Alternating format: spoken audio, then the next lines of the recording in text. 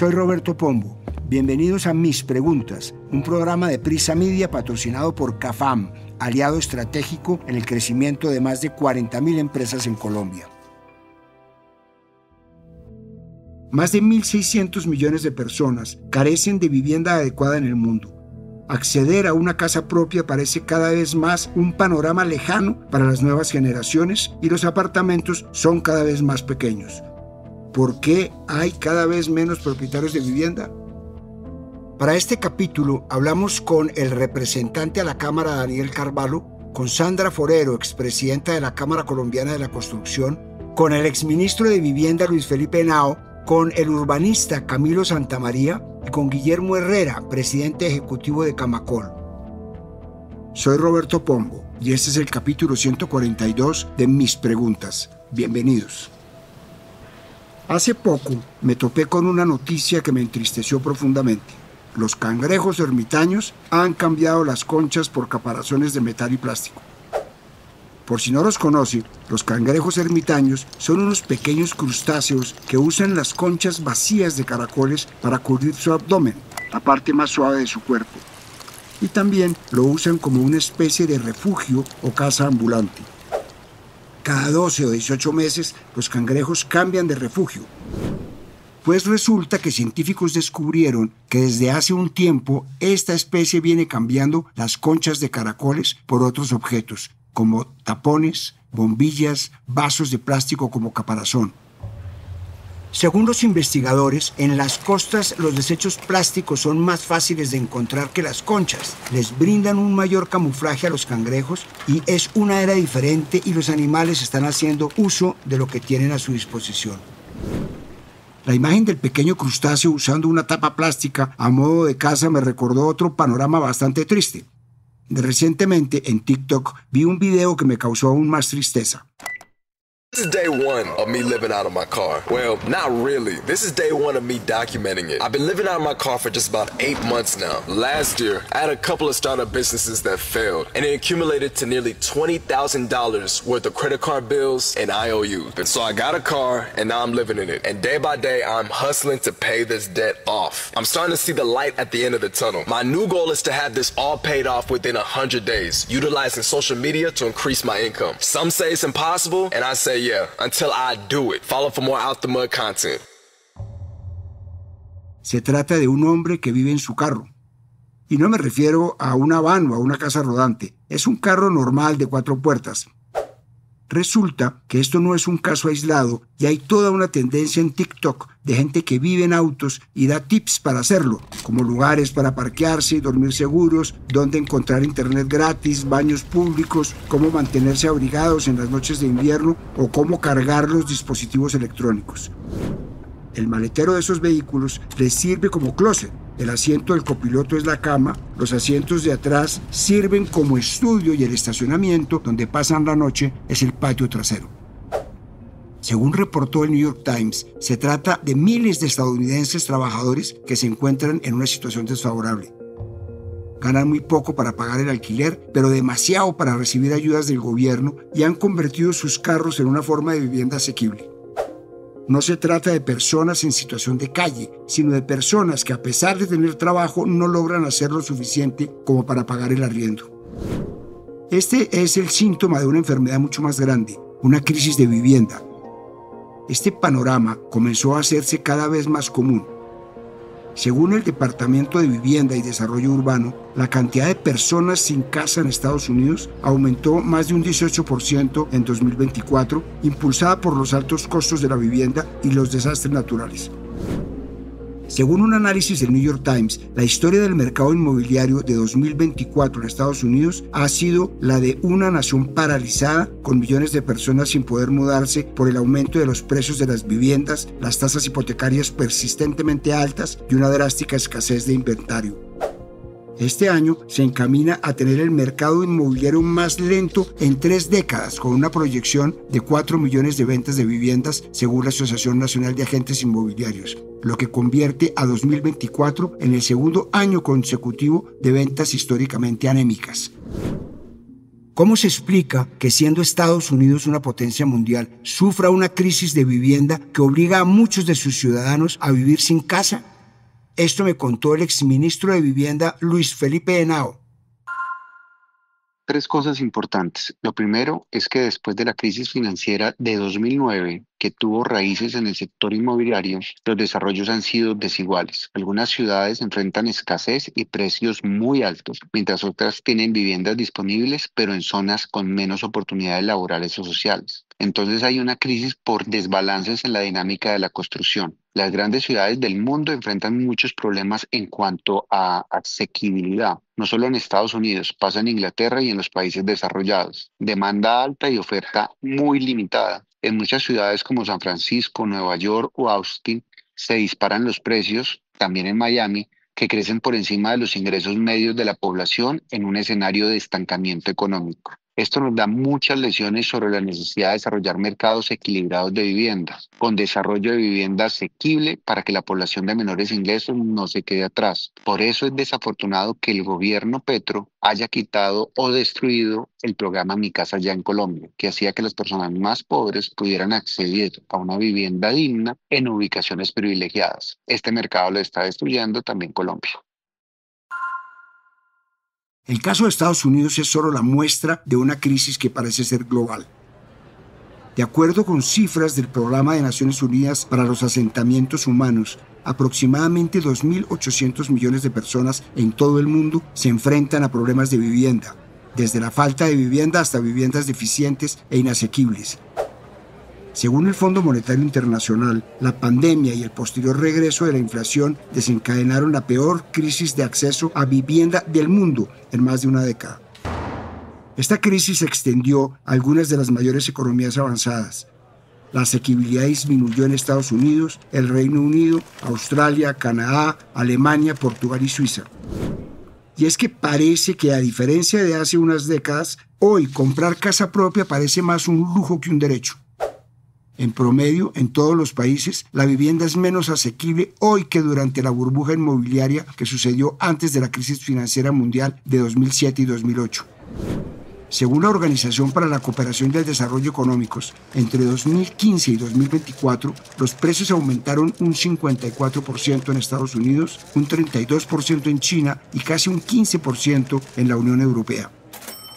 Las ciudades grandes son las que más han sufrido este fenómeno. Casi el 9% de las personas en los países más industrializados destina más del 40% de sus ingresos al pago del alquiler de su casa. Pero la cuestión ya ni siquiera es sobre comprar casa, sino de poder vivir de cualquier manera en un lugar digno. Según le dijo a la BBC Balakrishnan Rajagopal, abogado y profesor de Derecho y Desarrollo en el prestigioso Instituto Tecnológico de Massachusetts, hay unos 1.600 millones de personas que carecen de vivienda adecuada en el mundo. Cerca de 1 de cada 5 habitantes del planeta vive sin hogar adecuado, pese a ser este un derecho humano, y la cifra podía superar los 3.000 millones de personas en pocos años. Estas cifras han crecido por el aumento de conflictos en el mundo que empujan a la gente a huir de sus hogares. Esto está relacionado con la calidad de la vivienda actual. Anuncios de apartamentos de 36 metros cuadrados aparecen cada vez con más frecuencia. En Japón se vive uno de los ejemplos más claros de esto. Microapartamentos de 3 metros cuadrados son cada vez más comunes, casi como alquilar un closet o un carro.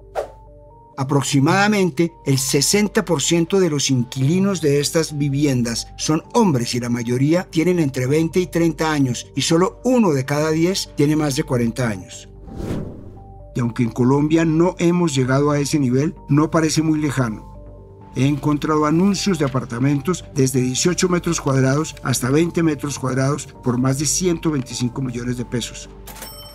Co-living, así se conoce un nuevo tipo de edificios que ofrecen varias zonas comunes como lavandería, gimnasio, salas de juntas, en detrimento del tamaño de los apartamentos.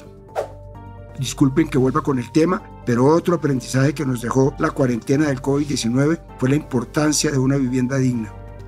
Tener que pasar semanas enteras encerrados en nuestras casas nos mostró que buena parte de la salud mental depende de vivir en un lugar con las condiciones adecuadas, con luz y espacio suficiente. Los microapartamentos que se ofrecen hoy en día tienen sus defensores y sus detractores. Por un lado, Quienes defienden este tipo de vivienda tienen argumentos como que estos apartamentos cumplen su función social, como garantizar intimidad, salud física y mental. Las familias son cada vez más pequeñas, con menos hijos o incluso sin ellos, o que cada vez hay más hogares unipersonales. Sin embargo, también hay argumentos en contra. Si bien los hogares compuestos por 4 o más integrantes han reducido en las últimas décadas, todavía son numéricamente relevantes, de alrededor del 17%, especialmente entre grupos poblacionales de ingresos bajos. La demanda de viviendas para hogares de más de 3 personas sigue siendo estable, de más o menos 44%. Busqué al urbanista Camilo Santamaría para que me contara cómo puede afectar a toda una generación tener que vivir en apartamentos cada vez más pequeños. ¿Estamos destinados a que cada vez va a haber más oferta de apartamentos pequeños? A la pregunta de por qué estamos haciendo apartamentos tan pequeños en la ciudad de Bogotá, la respuesta se puede dar por 2 situaciones. La primera es que los hogares han venido disminuyendo en tamaño. Estas grandes familias que tenía la ciudad ya no están y hay muchos hogares unipersonales. Y por otro lado, la tierra es sumamente costosa en la ciudad y no hay tierras disponibles para hacer proyectos. Por lo tanto, la tierra juega un papel muy importante en el valor de una vivienda final. Esto hace que las viviendas sean pequeñas. ¿Cómo se puede mejorar el área de los apartamentos en Bogotá y hacerlos un poco más grandes? Hay 2 estrategias. La primera es tomar una decisión sobre la expansión, que consiste en incorporar unas tierras adicionales en el norte de la ciudad o muy cercanas en los municipios, que sean con buena densidad, y esto hace que el valor de la tierra, al tener una oferta grande, se puedan hacer nuevos proyectos y mejorar el área de los apartamentos. Por el otro lado está la estrategia de la renovación urbana, por lo cual la tierra es muy difícil de negociar, muy difícil de comprar, no hay unas fórmulas de expropiación. Por lo tanto, si se mejoran las estrategias de renovación urbana en Bogotá, en zonas centrales y estratégicas, y además existe un subsidio al valor de la compra de la tierra, será posible tener viviendas con mayor área bien localizadas en la ciudad. Según el Programa de Naciones Unidas para los Asentamientos Humanos, la crisis de vivienda es un síntoma del fracaso de la política global. Que cada vez menos personas puedan acceder a una vivienda digna es, como casi todo, un problema con muchas explicaciones y motivaciones. De acuerdo con esta organización, hace 20 años la vivienda ayudaba al crecimiento económico y social. Hoy, en cambio, se ha vuelto un negocio para obtener ganancias. Como resultado, el mercado se ha desregulado y el Estado ha perdido fuerza. Actualmente, el 97% de las viviendas en países desarrollados y en desarrollo son demasiado caras para las personas a quienes estaban destinadas. Por eso, la vivienda ya no sirve como una herramienta para mejorar la vida de todos ni para promover la igualdad. Esto explica por qué 1/3 de la población mundial vive en asentamientos informales y por qué esa cifra sigue creciendo. Hoy, la vivienda no reduce las desigualdades, sino que las aumenta. De acuerdo con Christoph Schmidt, profesor de Derecho Económico en la Universidad de Bremen en Alemania, abro comillas, la especulación favorece la construcción de apartamentos que permiten la mayor cantidad de ganancias, mientras que las casas de bajo costo, que son las más necesarias, han sido ignoradas. Cierro comillas. Nosotros, HG, les cuento, vende lotes de 5 por 8 netos. 5 por 8, 40 metros. Y los vendo a 100 millones. Eso es un atraco. Otro motivo de la crisis de vivienda es el centralismo. La falta de acceso a servicios y empleos en las principales ciudades agravó la situación. En la mayoría de países el crecimiento económico se ha concentrado en un grupo de centros urbanos, lo que ha llevado a una feroz competencia por la vivienda y lo que a su vez crea gentrificación. El modelo de superciudad que tanto se promovió en todo el mundo a partir de la década de 2000 creó la creencia de que las ciudades deben atraer talento y capital sin considerar las consecuencias que crea para las personas que ya viven en ellas. Y según Sergio Nassari Aznar, director de la Cátedra UNESCO de Vivienda, no se puede pretender ser el Silicon Valley del Mediterráneo y que la vivienda sea barata. Y esto está relacionado muy de cerca con otra razón, y es lo que se conoce como turistificación o la tan citada gentrificación. Estos son procesos que transforman sectores populares cuando llegan personas con más dinero o turistas. Esto hace que suban los precios de los arriendos, se remodelen edificios y se abran negocios más caros como cafés o tiendas para extranjeros que usan una moneda más fuerte. Poco a poco, los vecinos de toda la vida ya no pueden pagar para quedarse y se ven obligados a irse. Este fenómeno se ha agravado en los últimos años. Gracias a la llegada de los nómadas digitales, o sea, profesionales de países desarrollados que ganan en monedas fuertes y viven en países con monedas más débiles, como Colombia, Argentina o México. En este último, el fenómeno ha golpeado más duro. Ciudad de México, Guadalajara o Monterrey atraviesan un proceso de gentrificación que ha subido los precios del alquiler a niveles que ya son poco accesibles para la mayoría de la población. Por ejemplo, en colonias muy reconocidas de Ciudad de México, como la Condesa o la Roma, los precios de los alquileres por un apartamento alcanzan los $2.500 mensuales o más. Quienes sí pueden pagar estos arriendos son por lo general extranjeros que trabajan de manera remota y ganan en dólares o en euros. Y en Colombia eso también está pasando y de manera más notoria en Medellín. Según un informe de BBVA Research, 1 de cada 4 viviendas nuevas es comprada desde el exterior, lo que ha influido directamente en el aumento del valor del metro cuadrado, limitando el acceso a vivienda para los estratos más bajos. ¿Cómo combatir la gentrificación sin espantar la inversión extranjera? Le trasladé la inquietud al representante a la Cámara, Daniel Carvalho, y esto me dijo. La gentrificación no se produce únicamente por la llegada de turistas o de capitales extranjeros, sino por otros factores. Me parece que una de las principales herramientas para atacar esto está en la construcción masiva de vivienda. De esta manera, ante un mercado de oferta y demanda, si ofrecemos mucha vivienda, los precios van a bajar y las comunidades no van a verse desplazadas de sus territorios. Por otro lado, es necesario regular todo el tema de las plataformas de alquileres de apartamentos tipo Airbnb, porque estas están tergiversando el mercado. Para esto, radicamos un proyecto de ley que empezará su trámite en el Congreso de la República. El panorama de la vivienda en Colombia es complejo.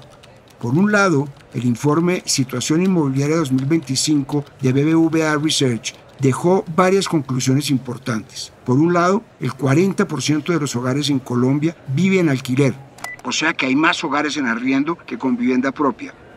7,3 millones frente a 7,1 millones. Como hay poca oferta de vivienda nueva y más demanda para arrendar, los arriendos han subido, los inmuebles usados se venden o se alquilan más rápido y todo esto hará que crezca la inversión en vivienda para alquiler. Según le dijo a Portafolio Mario Ramírez, presidente de la Federación Colombiana de Lonjas de Propiedad Raíz, Fedelonjas, abro comillas, con más personas migrando del campo a la ciudad en busca de empleo y oportunidades, se ha incrementado la demanda por soluciones habitacionales más flexibles. El arriendo es una alternativa viable en contextos donde los costos del suelo y de construcción hacen cada vez más difícil el acceso a la vivienda propia. Cierro comillas. Otro dato importante del informe es que desde finales de 2024 las ventas de vivienda nueva empezaron a mejorar, sobre todo en las viviendas más caras. Sin embargo, las viviendas de interés social siguen rezagadas. Aumentó la cantidad de viviendas ya terminadas que no se ha podido vender y como se está lanzando menos proyectos, habrá menos construcción en el futuro. Este sector es muy importante porque representa el 4,3% de la economía del país y da trabajo a más de 1,5 millones de personas. En Colombia, el déficit de viviendas adecuadas ha venido bajando en los últimos años. En 2019, el 32,8% de los hogares tenía algún tipo de necesidad en vivienda y para 2024 esa cifra bajó al 26,8%. De ese total, la mayoría, el 20%, vive en casas que necesitan mejoras y el 6,8% no tiene vivienda propia. El gobierno del presidente Petro se propuso entregar 50.000 subsidios de vivienda por año, es decir, 200.000 en total durante su mandato. Hasta diciembre del año pasado ya se habían otorgado más de 124.000 subsidios, con una inversión de más de 3,7 billones de pesos. En 2024 se logró la meta del año con más de 50.000 subsidios entregados. Sin embargo, en diciembre también se anunció la suspensión del programa Mi Casa Ya por falta de recursos, lo que preocupa porque este programa es clave para ayudar a las familias con menos ingresos a comprar su vivienda, porque apoya también en los subsidios de las cajas de compensación. Esto ya ha comenzado a tener efectos. Guillermo Herrera, presidente de Camacol, expresó su preocupación porque en el último año unas 33,000 personas renunciaron a comprar vivienda a pesar de que ya habían empezado a pagar la cuota inicial. De esas, 24,000 eran viviendas de interés social, es decir, pensadas para familias con menos ingresos. Según él, esto se debe principalmente a que no se cumplieron los desembolsos prometidos por el programa Mi Casa Ya. Hay otros motivos que terminan por completar el cóctel perfecto para que cada vez el acceso a casa propia sea más difícil en el país. La vivienda nueva cada vez es más cara, en buena parte por la carestía de los materiales, la mano de obra y la baja oferta de unidades. Los costos de alojamiento y servicios públicos se han incrementado en 6,29%, o sea que los arriendos han subido al mismo ritmo que otros gastos de los hogares. Todo esto se suma a la falta de subsidios y tasas de interés que, aunque han bajado, siguen considerándose altas. Con toda esta cantidad de obstáculos, ¿cómo solucionar el problema de falta de vivienda en el país? Busqué a Sandra Forero, expresidenta de Camacol, para que me respondiera la pregunta del millón. Colombia es un país donde la mayoría de los hogares urbanos, aproximadamente 12 millones, tienen ingresos inferiores a 4 salarios mínimos. Por eso se requiere un modelo integral que combine mecanismos de oferta y mecanismos de demanda para garantizar el acceso a la vivienda social.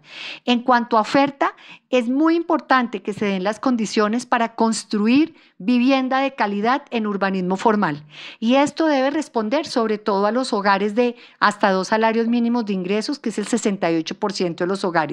Para esto se deben revisar mecanismos como las cargas urbanísticas que actualmente imponen los municipios y las ciudades sobre el suelo, que pesan mucho en la estructura de costos de los proyectos e imposibilitan la construcción de vivienda de interés prioritario. En cuanto a demanda, reconocer la realidad. Los hogares viven en arriendo, por lo tanto el arriendo se debe volver un escalón a la propiedad. ¿Cómo? Subsidiando el arriendo y permitiendo que estos hogares vayan ahorrando durante 2 años o 2 años y medio y pasar a un programa de propiedad, que es los que han caracterizado a Colombia en los últimos años. Cierro diciendo, los países de la OCDE invierten en promedio 1 punto del PIB en su política de vivienda. Colombia solo invierte máximo en las mejores épocas el 0,3. Por esta razón, Colombia necesita una política de vivienda que sea política de Estado e invertir entre medio punto porcentual y 1% del PIB por año. Las pistas para solucionar el problema podríamos encontrarlas en otros países. Por ejemplo, los austríacos pagan un impuesto sobre la vivienda de aproximadamente el 1% de sus ingresos y los empleadores también contribuyen. El dinero recaudado se distribuye entre los 9 estados federados. Existen varios tipos de viviendas, ya sea propiedad exclusiva de la ciudad de Viena, conocidos como edificios comunales, o en las que la ciudad financia a promotoras sin ánimo de lucro para construir apartamentos con alquiler regulado. Ambos tipos de vivienda están disponibles para personas con ingresos inferiores a un determinado nivel. Estos apartamentos no requieren fianza, mientras que los bienes con renta regulada a veces sí la requieren, de entre 10.000 y 20.000 euros que se devuelven al desocupar la vivienda. Otro ejemplo es el del estado de Colorado en Estados Unidos, donde los precios de las viviendas se sextuplicaron en 30 años. En 2024, el gobernador del estado, Jared Polis, firmó un proyecto de ley que exige a los gobiernos locales planificar y zonificar más apartamentos y condominios cerca de las estaciones de transporte público. Ese mismo día firmó otra ley que permite la construcción de viviendas auxiliares, pequeños apartamentos ubicados en el mismo terreno que una casa unifamiliar en grandes ciudades y pueblos. Estos proyectos de ley siguieron a otros que eliminaron los requisitos mínimos de estacionamiento para vehículos en apartamentos. Según el gobernador, estos cambios harán que la vivienda sea más asequible al permitir a los promotores construir más viviendas y más diversas a un menor costo. Por otra parte, el Foro Económico Mundial publicó el Marco para el Futuro de los Bienes Raíces, una hoja de ruta orientada a la acción para repensar el enfoque de los edificios, que incluye 4 posibles soluciones para la crisis de vivienda. La primera son fideicomisos comunitarios de tierra en los que organizaciones sin ánimo de lucro compran terrenos para ofrecer viviendas siempre asequibles, sacándolos del mercado especulativo. La segunda son alianzas entre gobiernos y empresas para construir vivienda social, combinando recursos públicos y eficiencia privada. La tercera es el uso de materiales más baratos y rápidos, como paneles prefabricados para reducir costos y tiempos. Y la última es el uso de tecnología para imprimir en 3D casas con concreto en 1 o 2 días, reduciendo costos y tiempos. ¿Es posible pensar en alguna de estas soluciones para resolver el problema de vivienda en Colombia? Esto me dijo Guillermo Herrera, presidente ejecutivo de Camacol. Claro que sí, las experiencias internacionales han sido importantes para la formulación de las políticas públicas de vivienda en el país, pero esto no quiere decir que todas las estrategias que se desarrollan en el exterior se puedan replicar con éxito en Colombia. En el país, los grandes problemas que hemos tenido que enfrentar han sido la baja escala de producción de vivienda y sobre todo las dificultades que tienen los hogares de ingresos más bajitos para hacer el cierre financiero con sus ahorros y el acceso al crédito para comprar una vivienda. Y esos son los problemas en los que se centró la política durante el año 2009 en adelante, en resolver la escala y la focalización con programas tan sofisticados como Mi Casa Ya, pero también teníamos los macroproyectos de vivienda y las coberturas a la tasa de interés que permitieron incrementar la escala de producción de menos de 100.000 viviendas anuales en el 2009 a cerca de 270.000 en el año 2015. Entonces, yo lo que creo es que Colombia se volvió un referente de las políticas de vivienda a nivel internacional, tanto que países como Honduras, como República Dominicana, copiaron, replicaron la experiencia de éxito del programa Mi Casa Ya, y todavía vienen misiones del exterior a ver qué fue lo que hicimos con los macroproyectos de vivienda, con las coberturas. El problema que tenemos hoy es que en el gobierno del presidente Petro se desmontó la política de vivienda, se agotaron los recursos, hoy no hay financiación pública en un país que es el que menos invierte en vivienda de todos los países de la OCDE. Y ya mirando al futuro, yo creo que lo que tenemos que hacer es aprender de esta experiencia, retomar unas políticas de vivienda, pero refinar los instrumentos que ya funcionaban bien ante la estrechez fiscal que vamos a enfrentar en los próximos años. Y es por eso que estamos trabajando de la mano con Asobancaria, con Asocajas, para redefinir el rumbo, el futuro de las políticas de vivienda y dar una gran conversación nacional con el próximo gobierno, con los próximos gobiernos y con todos los colombianos para mejorar las condiciones y la calidad de vida a través de la vivienda. Invertir en vivienda asequible y de calidad aporta beneficios sociales y de salud para toda una comunidad. Un estudio reciente de Hábitat para la Humanidad Internacional muestra que el acceso equitativo a una vivienda adecuada podría reducir la mortalidad prevenible de 730.000 personas al año. Ojalá no tengamos que seguir siendo como los cangrejos ermitaños que cambiaron los caparazones de caracol por tapas plásticas. Soy Roberto Pombo y este fue el capítulo 142 de Mis Preguntas. Nos vemos en el próximo capítulo. A partir de este momento, este capítulo de Mis Preguntas queda disponible en todas las plataformas de podcast. Este episodio fue posible gracias a CAFAM, aliado estratégico en el crecimiento de más de 40.000 empresas en Colombia.